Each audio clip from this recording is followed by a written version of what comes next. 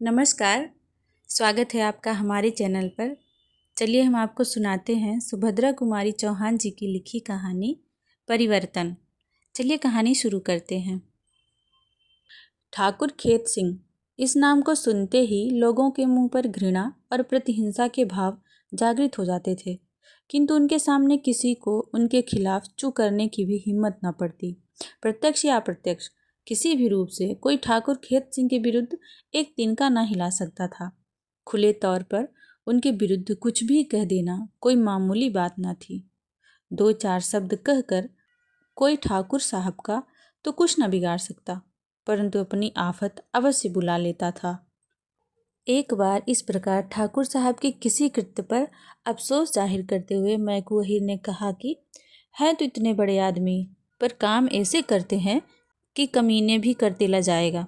बस इतना कहना था कि बात नमक मिर्च लगकर ठाकुर साहब के पास पहुंच गई और बेचारे मैकू की सामत आ गई। दूसरे दिन ड्योढ़ी पर मैकू बुलाया गया।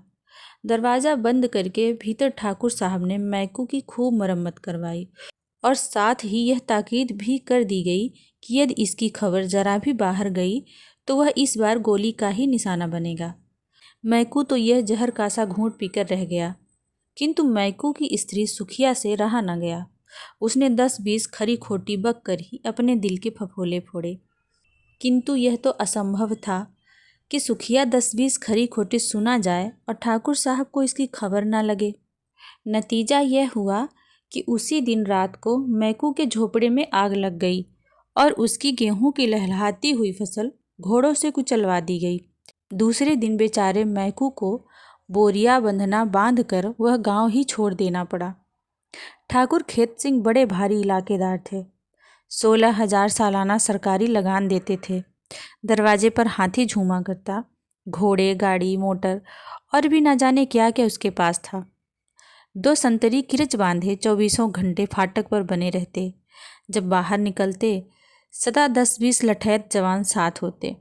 उस इलाके में ना जाने कितने बैठे बैठे मुफ्त खा रहे थे और ना जाने कितने मटिया मेट हो रहे थे, पर इस पर टीका टिप्पणी करके कौन आफत मोल ले। ठाकुर साहब का आतंक इलाके भर में छाया हुआ था। उसकी नादिर शाही को कौन नहीं जानता था। किसी की सुंदर बहू बेटी ठाकुर साहब के नज़र तले पड़ जाए और उसकी तबीयत आ जाए तो फिर चाहे आकाश पाताल एक ही क्यों ना करना पड़े, किसी न किसी तरह वह ठाकुर साहब के जनान खाने में पहुंच ही जाती थी। स्टेशन पर भी उसके गुर्गे लगे रहते, जो सदा इस बात की टोह में रहते कि कोई सुंदर स्त्री यहाँ पर आ जाए तो वह किसी प्रकार बहकाकर धोखा देकर ठाकुर साहब के जनान खाने में दाखिल कर दी जाए। इसके लिए उन्हें इनाम दिया जाता।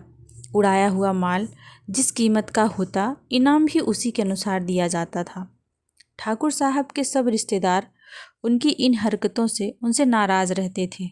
प्रायः उनके घर का आना जाना छोड़ सा दिया गया, किंतु ठाकुर साहब अपनी वासना और धन के मद से इतने दीवाने हो रहे थे कि उनके घर कोई आवे चाहे ना आवे उन्हें जरा भी परवाह न थी।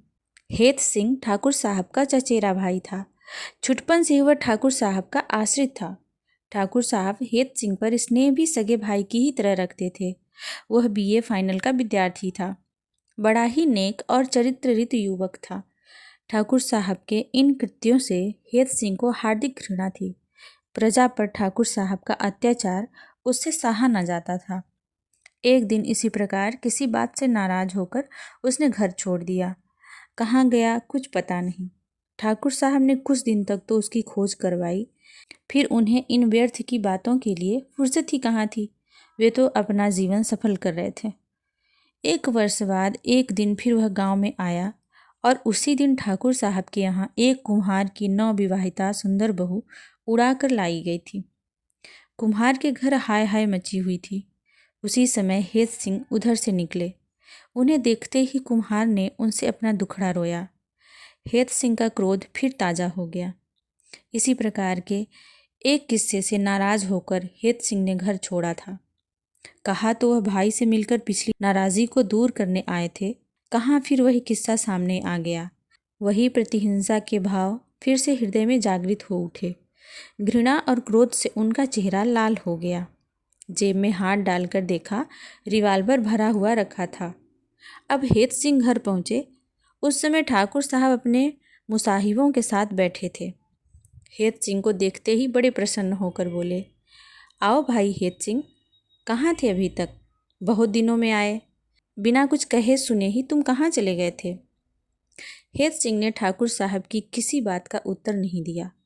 वह तो अपनी ही धुन में था। बोला, भैया, क्या मनका कुम्हार की बहू घर में है? यदि है तो आप उसे वापस पहुंचवा दीजिए। ठाकुर साहब की त्योरियां चढ़ गई। क्रोध को दबाते हुए वे बोले, हेत सिंह, तुम कल के छोकरे हो, तुम्हें इन बातों में ना पड़ना चाहिए। जाओ, भीतर जाओ, हाथ मुँह धोकर कुछ खाओ पियो। हेत सिंह ने तीव्र स्वर में कहा, पर मैं क्या कहता हूँ, मनका कुम्हार की बहू को आप वापस पहुंचवा दीजिए। मैंने एक बार तुम्हें समझा दिया कि तुम्हें मेरे निजी मामलों में दखल देने की ज़रूरत नहीं है। फिर भी मैं पूछता हूँ कि आप उसे वापस पहुंचाएंगे या नहीं? हेत सिंह गंभीरता से बोले, मैं तुम्हारी किसी बात का उत्तर नहीं देना चाहता, मेरे सामने से चले जाओ। हेत सिंह अब न सह सके। जेब से रिवाल्वर निकालकर लगातार 3 फायर किए, किंतु तीनों निशाने ठीक न पड़े। ठाकुर साहब जरा ही इधर उधर हो जाने से साफ बच गए। हेत सिंह उसी समय पकड़ा गया। हत्या करने की चेष्टा के अपराध में उसे 5 साल की सख्त सजा हो गई। इसके कुछ ही दिन बाद मैनपुरी षड्यंत्र केस पर से उसके ऊपर दूसरा मामला भी चढ़ाया गया, जिसमें उसे 7 साल की सजा हो गई। ठाकुर साहब का बाल भी बांका ना हो सका। यद्यपि ठाकुर साहब के घर उनके कोई भी रिश्तेदार ना आते थे, किंतु फिर भी ठाकुर साहब कभी कभी अपने रिश्तेदारों के यहाँ हो आया करते थे। ठाकुर साहब की बुआ की लड़की चंपा का विवाह था। एक मामूली छपा हुआ निमंत्रण पत्र पाकर ही वे विवाह में जाने को तैयार हो गए। चंपा ने जब सुना कि ठाकुर साहब आए हैं तो उसने उन्हें अंदर बुलवा भेजा। चंपा को हेत सिंह के जेल जाने से बड़ा कष्ट हो ही रहा था। वह इस विषय में ठाकुर साहब से कुछ पूछना चाहती थी। चंपा के निडर स्वभाव और उसके स्पष्टवादिता से ठाकुर साहब अच्छी तरह परिचित थे। पहले तो वो चंपा के सामने जाने में कुछ झिझके, फिर आखिर में उन्हें जाना ही पड़ा।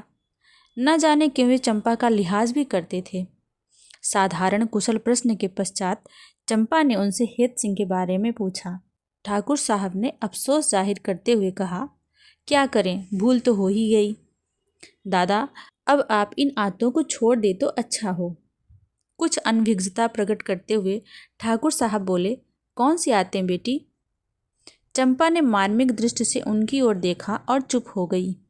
ठाकुर साहब कुछ झेप से गए। बोले, बेटी, मैं कुछ नहीं करता। तुझे विश्वास ना हो तो चल कर एक बार अपनी आंखों से देख ले। वैसे तो लोग ना जाने कितनी झूठी खबरें उड़ाया करेंगे, तुझे तो विश्वास ना करना चाहिए। चंपा का विवाह हो गया। चंपा ससुराल गई और ठाकुर साहब आए अपने घर। घर आने पर भी चंपा की वह मार्मिक चोट उनके हृदय पर रह रहकर आघात करती ही रही। बहुत बार उन्होंने सोचा कि मैं इन आदतों को क्यों न छोड़ दूं। जीवन में ना जाने कितने पाप किए हैं, अब इनका प्रायश्चित भी तो करना ही चाहिए। अब नरेंद्र, जो उनका लड़का है, भी समझदार हो गया है। उसके सिर पर घर द्वार छोड़कर क्यों न कुछ दिन तक पवित्र काशी में जाकर गंगा किनारे भगवत भजन करूं। आधी उम्र तो जा ही चुकी है, क्या जीवन भर यही करता रहूँगा? मेरे इन आचरणों का प्रभाव नरेंद्र पर भी तो पड़ सकता है। किंतु पानी के बुलबुलों के समान यह विचार उनके दिमाग में क्षण भर के लिए आते और चले जाते। उनका कार्यक्रम ज्यों का त्यों जारी था। विवाह के कुछ दिन बाद चंपा के पति नवल किशोर के मित्र संतोष ने नवल किशोर को चंपा समेत अपने घर आने का निमंत्रण दिया और यह लोग संतोष कुमार को बिना किसी प्रकार की सूचना दिए ही उसके घर के लिए रवाना हो गए। सूचना ना देकर यह लोग अचानक पहुंचकर संतोष कुमार और बूढ़ी अम्मा को आश्चर्य में डाल देना चाहते थे। चंपा और नवल किशोर अलीगढ़ के लिए रवाना हो गए। रास्ता बड़े आराम से कटा। गर्मी तो नाम को न थी। रिमझिम रिमझिम बरसता हुआ पानी बड़ा ही सुहावना लग रहा था। जब ये लोग अलीगढ़ स्टेशन पर उतरे उस समय कुछ अंधेरा हो चला था। गांव स्टेशन से 5-6 मील दूर था, इसलिए नवल ने सोचा कि स्टेशन पर ही भोजन करके तब गांव के लिए रवाना होंगे। चंपा को सामान के पास बिठाकर नवल भोजन की तलाश में निकला। हलवाई की दुकान पर सब चीज़ें तो ठीक थी, पर पूरियां जरा ठंडी थी। वह ताज़ा पूरियां बनवाने के लिए वहीं ठहर गया। इधर सामान के पास अकेली बैठी बैठी चंपा का जी उबने लगा। वह एक पुस्तक निकालकर पढ़ने लगी। थोड़ी देर के बाद ही एक आदमी ने आकर उससे कहा कि बाबूजी होटल में बैठे हैं, आपको बुला रहे हैं। पर वे तो खाना यहीं लाने वाले थे। होटल यहाँ से करीब ही है, वो कहते हैं कि आप वहीं चल के भोजन कर लें। कच्चा खाना यहाँ लाने में सुविधा न पड़ेगा। उठते उठते चंपा ने कहा, सामान के पास कौन रहेगा? सामान तो कुली देखता रहेगा, आप फिक्र ना करें, 10 मिनट में तो आप वापस आ ही जाएंगी। क्षण भर तक चंपा ने न जाने क्या सोचा, फिर उस आदमी के साथ चल दी। स्टेशन से बाहर पहुंचते ही उस आदमी ने पास के एक मकान की तरफ इशारा करके कहा, वह सामने होटल है, बाबूजी वहीं बैठे हैं। चंपा ने जल्दी जल्दी पैर बढ़ाए। पास ही एक मोटर खड़ी थी। उस आदमी ने पीछे से चंपा को उठाकर मोटर पर डाल दिया। मोटर 9-2-11 हो गई। चंपा का चीखना चिल्लाना कुछ भी काम न आया। आध घंटे के बाद जब नवल खाना लेकर लौटा तो चंपा का कहीं पता न था। इधर उधर बहुत खोज की, गाड़ी के एक एक डिब्बे ढूंढ डाले, पर जब चंपा कहीं ना मिली तो लाचार हो पुलिस में इत्तला देनी पड़ी। परदेश में वह और कर ही क्या सकता था, किंतु वहाँ की पुलिस भी ठाकुर साहब द्वारा कुछ चांदी के सिक्कों के बल पर सब कुछ जानती हुई अनजान बना दी जाती थी। फिर भला एक परदेसी की क्या सुनवाई होती। जब नवल किसी भी प्रकार चंपा का पता न लगा सका तो फिर वह संतोष कुमार के गांव भी ना जा सका। वहीं धर्मशाले में ठहरकर चंपा की खोज करने लगा। मोटर पर चंपा बेहोश हो गई थी। होश आने पर उसने अपने आप को एक बड़े भारी मकान में कैद पाया। मकान की सजावट देखकर किसी बहुत बड़े आदमी का घर मालूम होता था। कमरों में चारों तरफ 4 बड़े बड़े शीशे लगे थे। दरवाज़ों और खिड़कियों पर सुंदर रेशमी पर्दे लटक रहे थे। दीवालों पर बहुत सी अश्लील और साथ ही सुंदर तस्वीरें लगी हुई थीं। एक तरह एक बढ़िया ड्रेसिंग टेबल रखा था जिस पर श्रृंगार का सब सामान सजाया हुआ था। बड़ी बड़ी अलमारियों में कीमती रेशमी कपड़े चुने हुए रखे थे। जमीन पर दरी थी। दरी पर एक बहुत बढ़िया कालीन बिछा था। कालीन पर 2-3 मसनद करीने से रखे थे। आसपास 4-6 आराम कुर्सियां और कोच पड़े थे। चंपा मनसद पर गिर पड़ी और खूब रोई। थोड़ी देर बाद दरवाज़ा खुला और एक बुढ़िया खाने की सामग्री ली हुए अंदर आई। भोजन रखते हुए वह बोली, यह खाना है, खा लो। अब रो पीट कर क्या करोगी, यह तो यहाँ का रोज का ही कारोबार है। चंपा ने भोजन को हाथ भी ना लगाया। वह रोती ही रही और रोते रोते कब उसे नींद आ गई वह नहीं जानती।